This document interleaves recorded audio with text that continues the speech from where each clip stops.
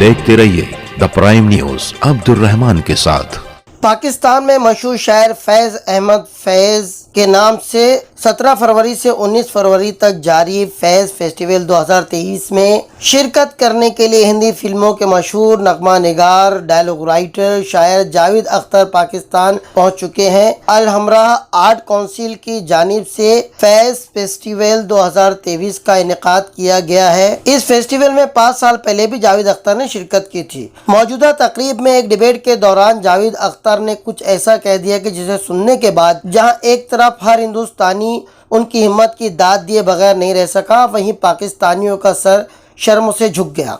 आपको बता दें कि जैसे ही जावेद अख्तर के पाकिस्तान में इस तकरीब की शिरकत के ताल्लुक से बात सामने आई, तब से ही हिंदुस्तान में मौजूद नफरती चिंटुओं ने सोशल मीडिया पर उनके खिलाफ जहर उगलना शुरू कर दिया था। देसी मोजेटो नामी ट्विटर आईडी से लिखा गया, जावेद अख्तर फैज़ फेस्टिवल में हिस्सा लेने पाकिस्तान जा रहे हैं। उनके नज़दीक मुल्क से बड़ा उनका मजहब है।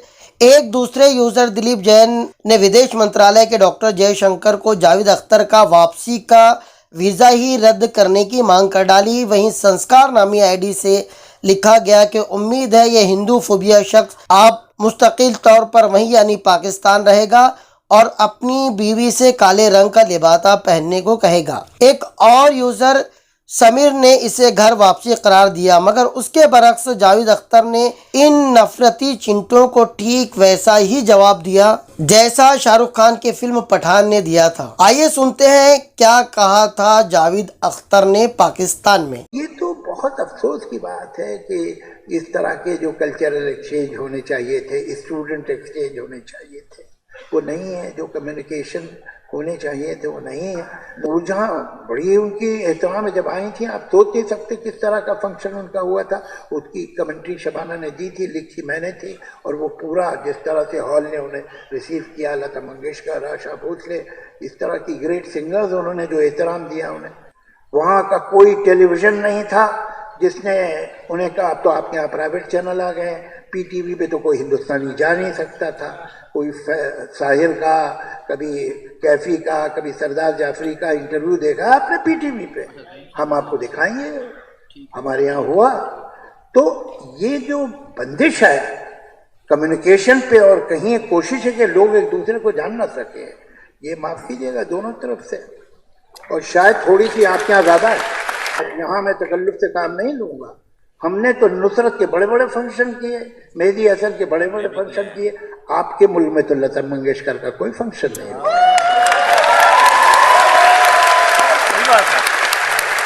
तो हकीकत ये है, चलिए अब हम एक दूसरे को इल्ज़ाम न दें, उससे सॉल्व नहीं होगा। ये अहम बात ये है कि ये जो आजकल इतना गर्म है फिजा, वो कम होनी चाहिए। हम तो बम्बई के लोग हैं, हमने देखा हमारे शहर पे कैसे हमला हुआ था। तो वो लोग नॉर्वे से तो नहीं आए थे, ना इजिप्ट से आए थे, वो लोग अभी भी आपके मुल्क में घूम रहे हैं। तो ये शिकायत अगर हिंदुस्तानी के दिल में हो तो आपको बुरा नहीं मानना चाहिए। जावेद अख्तर का ये वीडियो वायरल होते ही एक बार फिर से सोशल मीडिया पर लफ्जी जंग शुरू हो गई है, मगर इस बार नफरती चिंटुओं को मुंह की खानी पड़ रही है। संदीप मिश्रा लिखते हैं कि काश इतनी हिम्मत हमारे साहब में होती तो वो साफ गोई से काम लेते हुए बिरयानी खाते हुए नवाज शरीफ से ये बात कह देते। किशोर कुमार शर्मा लिखते हैं कि इसे कहते हैं 56 इंच का सीना। वहीं अक्षय त्यागी ने लिखा, and how beautiful he said it. Deep respect for putting across the sentiment of our nation in Pakistan, Javed Akhtar sir. एक और यूजर हर्ष वर्मा ने लिखा कि किसी भी सौ घोषित यानी खुद साख्ता राष्ट्रवादी या देशभक्त जो दिन रात देश भक्ति और राष्ट्रवादी का सर्टिफिकेट बांटता फिरता है, क्या उसमें इतनी हिम्मत है कि पाकिस्तान के बुलावे पर वहां जाकर उसी की सरजमीन पर खरी खोटी सुनाए। ऐसे एक नहीं कई पैगामात हैं जो सोशल मीडिया पर तेज़ी से वायरल हो रहे हैं।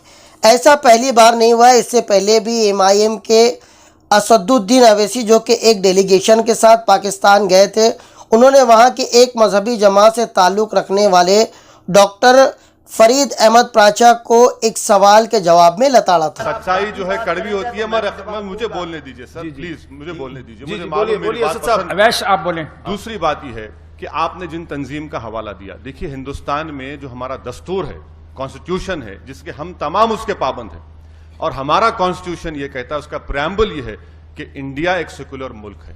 ہمارے دستور میں جو حقوق دیے گئے ہیں، فنڈامنٹل رائٹ ہے مائنورٹیز کو.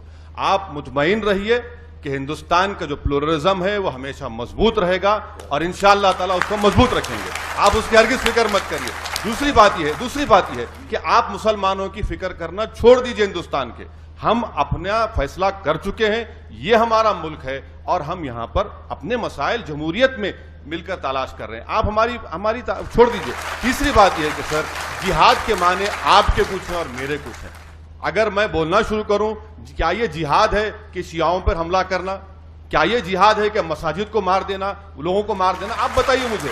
ہمارا جو معنی جہاد، سب سے اہم کام یہ ہے کہ نفس کے خلاف جہاد کرو اور اپنی نفسانی خواہشات کو اللہ کے تابع کرو، وہ سب سے بہترین جہاد. پاکستانی وزیر اعظم مرحوم پرویز مشرف جب ہندوستان آئے تو انڈیا ٹوڈے کے ایک پروگرام میں مولانا محمود مدنی نے صاف کہا کہ پاکستان اکثر ہندوستانی مسلمانوں کو جذباتی کر کے سیاست کرتا آ رہا ہے، جبکہ ہندوستانی مسلمان اپنی بات منوانے کا ہنر جانتا ہے. تقریباً 70% سے زیادہ ہندو مسلمانوں کے حق میں بات کرتے ہیں، اس لیے پاکستان کو مسلمانوں کی فکر کرنے کی ضرورت نہیں. پاکستان کی جتنی ٹوٹل پاپولیشن ہے اس سے زیادہ پاپولیشن میں انڈین مسلمز یہاں رہتے ہیں. جی ہاں، آپ کو معلوم ہونا چاہیے. ہاں مجھے معلوم ہے جی. ایک بات، جب آپ کو یہ معلوم ہے تو انڈین مسلمز اپنی پرابلمز کو سولو کرنے کی اور سولو کروانے کی طاقت رکھتا ہے. آپ کی نصیحت کی ضرورت نہیں.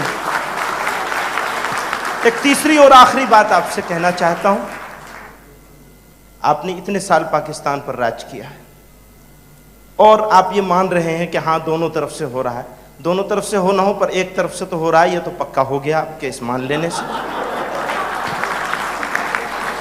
آپ سب کام کریے. انڈیا کی جو یہ سول سوسائٹی ہے، اس سول سوسائٹی میں ٹوٹل پاپولیشن کے 70% سے زیادہ، میں احتیاط سے کہہ رہا ہوں 90% سے زیادہ ہے، 70% سے زیادہ لوگ ایسے ہیں جو انڈین مسلمز کے ساتھ ان کی پرابلم کے لیے لڑنے کے لیے تیار ہیں ہمیشہ، اور لڑا ہے ظلم کے خلاف. آپ اپنے کسی ریمارک سے پلیز، چاہے یہاں کریں اور چاہے پاکستان میں رہ کر کے کریں، انڈین مسلمز کو ایلینیٹ کرنے کی کوشش نہ کریں پلیز.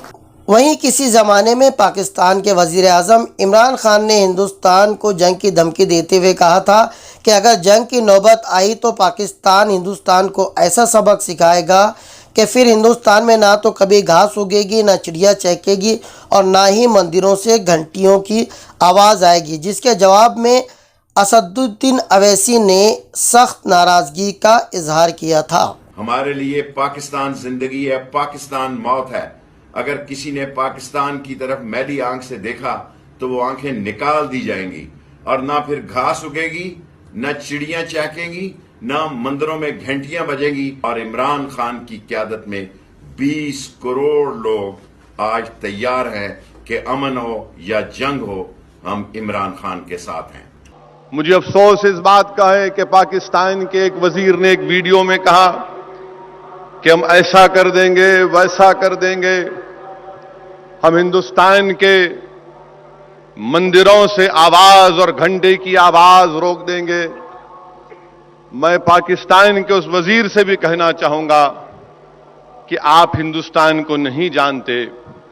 جب تک ہندوستان کا مسلمان زندہ ہے، مسجد سے آواز آئے گی اشہد ان لا الہ الا اللہ واشہد ان محمد رسول اللہ، اور مندر سے گھنٹوں کی بھی آواز آئے گی، گرجا گھر سے بھی آواز آئے گی، گرودوارا سے بھی آواز آئے گی.